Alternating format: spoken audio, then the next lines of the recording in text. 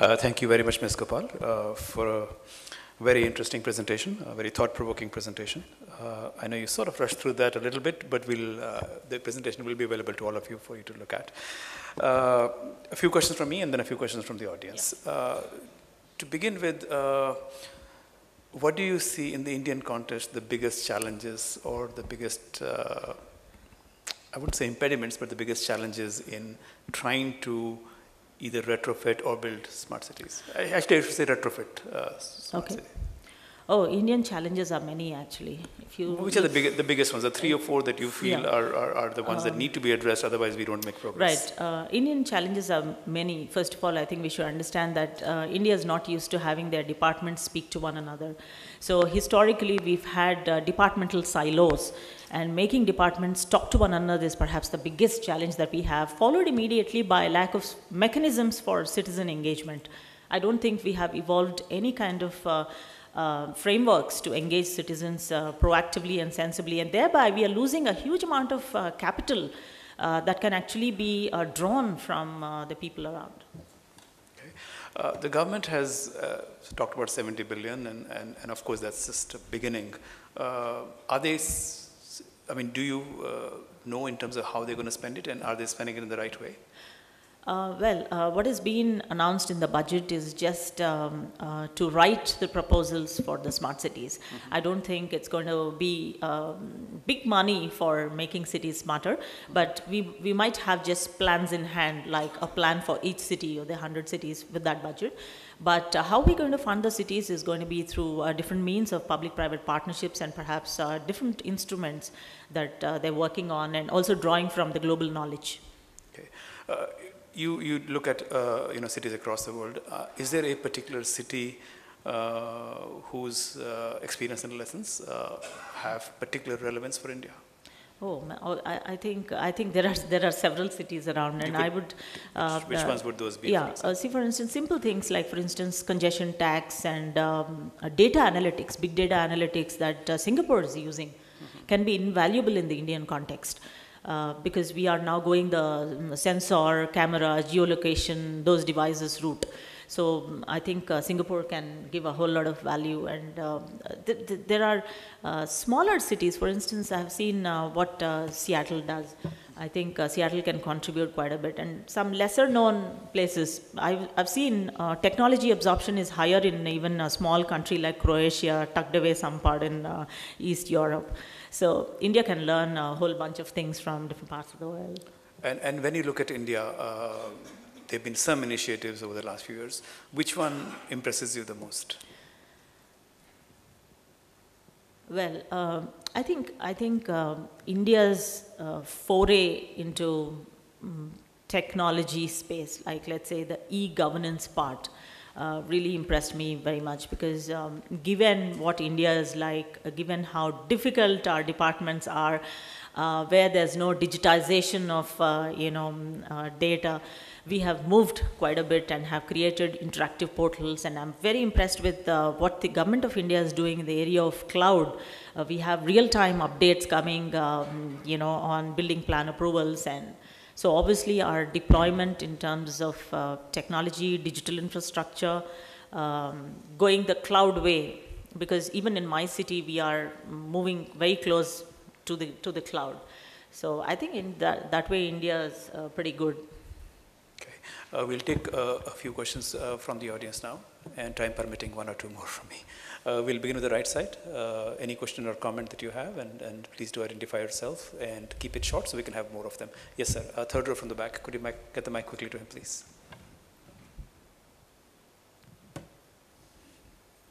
Go ahead, sir. Good morning. This is Pradeep Kapoor from Siemens. I'd like to get your views that now we talk about implementation of cities. 1 billion we are spending on proposal writing. Huge money will be required for implementation. We have had certain implementation projects.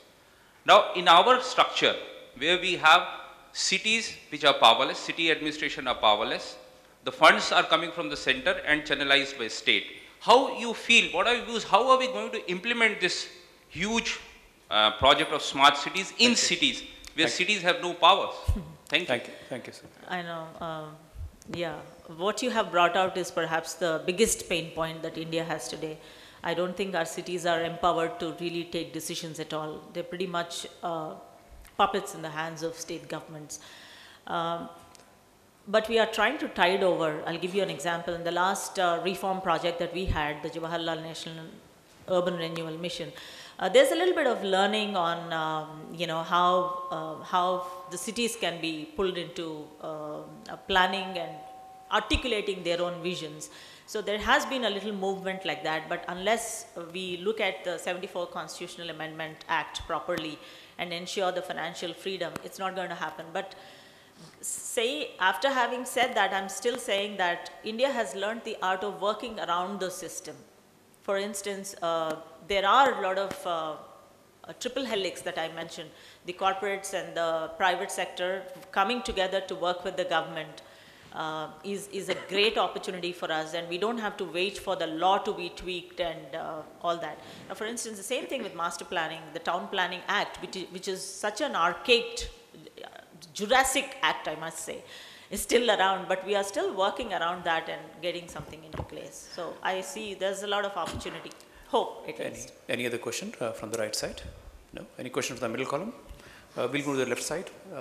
Yeah, middle column, there's one front row. We'll come to you, sir, as well.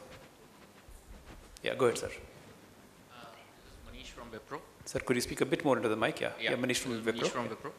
I just wanted to pick your brains in terms of what's happening in the global smart cities. How much important do you think that in the cities which have been successful, there has been a single point of contact, a neck to choke, so-called? Because in terms of Indian cities, we hardly look at it, maybe some cities have mayors, that's all. But how important do you think those cities have been successful because there has been a single governance body who takes the accountability of smart cities? How important it is? Yes, it's very, very important. If you see Barcelona, it's because Barcelona had just one strong group that was singularly responsible for the transformation. I think, in fact, we are urging the government in the policy document and the suggestions that we have given when they invited us for discussions. Even today we have one meeting. We are suggesting that all the cities have to have one single center, let's say a steering group, or made singularly responsible for transforming their cities. Very important and valid point. Okay. Last question of the session. Go ahead, sir. Good morning. This is Rakesh from Tata Consultancy. Ma'am, thank you very much. I think the conference could have got better start to this, activity. Would have got better start? Wouldn't have got the better start than this. Sure. So, I appreciate that. My question is that, you talked about intelligent cities or smart cities, and then you came down to intelligent communities. Further down, intelligent individuals and citizens, aren't they the key transformers of the entire journey that we are talking about? And why I say this, I happened to visit a small village near Shillong called Molinong. It is holding on to its position of being cleanest and most sustainable city as certified by UNESCO for 7 to 8 years, and there is no government intervention. Yes. So are we missing something? We have top-down approach, but is the bottom-up approach happening? Well, it's actually, I would say it's a combination of both. We haven't missed it. In fact, repeatedly I said citizen engagement. In fact, in my own organization, we have piloted one of India's most innovative efforts called Citizens for City, where we crowdsourced strategies to make Indian cities better, and that became India's first innovation in crowdsourcing. That is almost 8 years ago we did this. So we believe that citizens have to be very sensibly engaged, number one.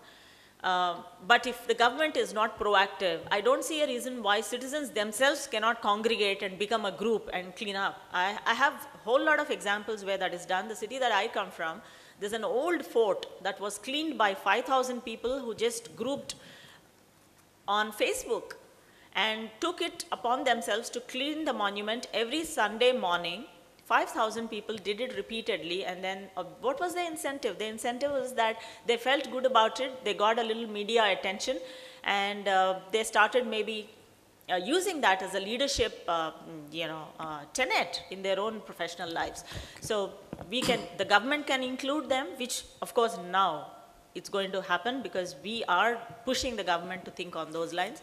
But alternatively, citizens can congregate and just do their own bit, which is happening. I have seen, in fact, I have some South Indian examples also. Thank you.